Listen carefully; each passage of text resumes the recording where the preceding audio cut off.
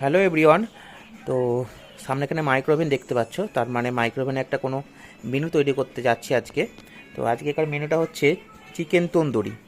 তো করার একটাই উদ্দেশ্য, আমি ইউটিউবে অনেক সার্চ করলাম, সার্চ করে সেইভাবে মানে বাংলা ভার্সানে সেইভাবে কেউ কিন্তু চিকেন তন্দুরি মাইক্রোওভেনে কীভাবে করতে হবে সেটা কেউ কিন্তু দেখায়নি।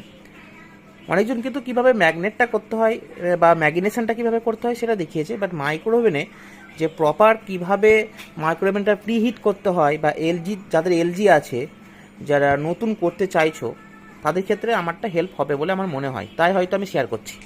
তো প্রথমেই বলে দিই, এই যে 180 ডিগ্রি দেখছো, এখানে একটা কনভেকশন মোড বলে অপশন পাচ্ছ। দেখো এখানে একটা কনভেকশন আছে, এই যে দেখাতে পেরেছি, কনভেকশন মোড বলে একটা অপশন আছে।